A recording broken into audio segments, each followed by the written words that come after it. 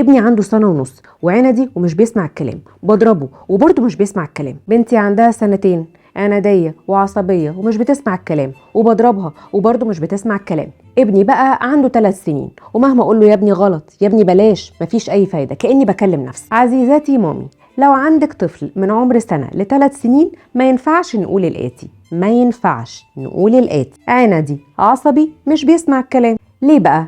أنا دلوقتي هقولك ملخص المرحلة العمرية دي واللي ربنا يعيننا ونعرف نتعامل مع ولادنا فيها. الطفل في المرحلة العمرية دي عنده بيكون غصب عنه، ده جزء من تطوره. هو بيبقى سامع كلامك وانت بتقولي لأ على حاجة، لكن الندهه اللي جواه بتندهه علشان خاطر بيبقى عايز يكتشف ويعرف. يا ترى لو جريت اللي في الدرج ورميته على الارض ايه اللي هيحصل؟ لو مسكت كرتونه البيض واحده واحده كده ورميتها وقعت على الارض ايه اللي هيحصل؟ لو مسكت الكره الصغيره بتاعتي دي ورميتها وحطيتها في كوبايه القهوه بتاعت ماما؟ لو رميت جزمه بابا من البلكونه او الشراب بتاعه رميته في عين التواليت؟ كلها اسئله في مخيلته هو، والإجابة عنها بتكون بتجربته العملية. وطبعا بيكون في كوارث أكتر من كده بكتير. طيب هتقوليلي والحل فين؟ قلت وبقول وهقول: الإلهاء وتشتيت الانتباه. هتقوليلي يا سلام، وهيعرف بقى الصح والغلط منين إن شاء الله؟ هقولك طبعا لازم هيكون في توجيه دائم منك بالصح والغلط علشان إحنا بنكون معاه شخصية. طيب الثواب والعقاب، طبعا في ثواب وفي عقاب. كل ما يعمل تصرف ايجابي وصح لازم هيكون في ثواب او مكافأة. بس تعالي هنا، اوعي المكافأة تبقى مادية، يعني اكل او لعبة مثلا. لازم تبقى حاجة معنوية زي الحضن، او انك مثلا تلعبي معاه اكتر، او انك تقولي كلام حلو عنه قدام الناس. لان لو كل المكافآت مادية هتخلقي شخص مصلحجي ومادي. طيب والعقاب، يعني ما تقفيش على الواحدة قوي وتعاقبي على كل مصيبة، عشان كده انت مش هتخلص. طيب نعاقب ازاي اصلا؟ ممنوع العنف او الضرب، ابوس ايديكم، لانك مش هينوبك من الضرب غير ان انت بتخلقي شخصية جبانة معقدة عنيفة. عاقبيه بزعلك، وخلي زعلك وخصامك عزيز، يعني ما يحصلش غير في المشكلات الكبيرة. وحاولي تغيري التون بتاعك في طريقة الكلام علشان يعرف ان في حاجة غلط حصلت. ولو كان المفروض ان هو ياخد حاجة بيحبها مثلا زي الكاندي او العصير، ممكن تحرميه منها بشكل مؤقت طبعا. طيب العصبية والعياط الكتير سببهم ايه ونتعامل معاهم ازاي؟ قلتلكوا قبل كده ان العصبية والعياط الكتير هي وسيلة العمر ده في التعبير عن احتياجات. لو لسه مش بيتكلم او بيتكلم ومش عارف يعبر عن نفسه كويس هيعيط.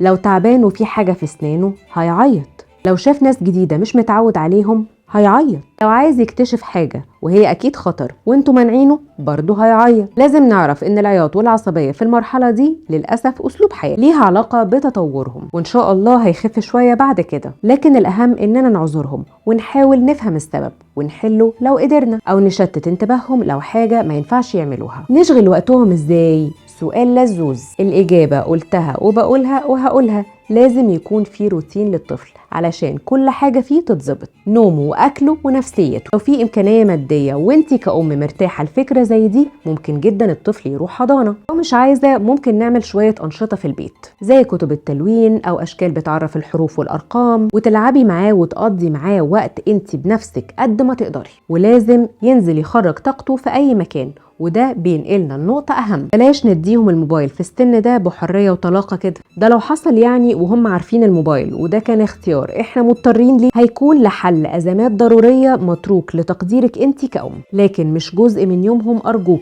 السن ده بيكون أسهل سن نقدر نكتشف فيه العيال بتحب ايه، لأن احنا اللي بإيدينا نفتح عليهم على كل حاجة. يا ريت مثلا نوريهم حاجات زي الرسم والتلوين والبازلز والمكعبات والأكل. يا ريت نخلي بالنا من اكلهم وبلاش حلويات وشوكولاتات كتير. انا بكلمكم عن الاكل، وانا وربنا يعلم ابني عامل فيا ايه في موضوع الاكل ده. هو مش بياكل حلويات خالص الحمد لله، لكن ارضاؤه في الاكل صعب جدا. انتوا بقى مهمتكم تحاولوا تاكلوهم اكل مفيد. دايما تحسسي طفلك ان انت فاهماه، ده بيطمنه جدا. مجرد بس ان انت تقولي له حبيبي انا فاهماك وتدي له حضن. ابعتي الفيديو ده لاي واحده صاحبتك او قريبتك عندها اولاد في السن ده.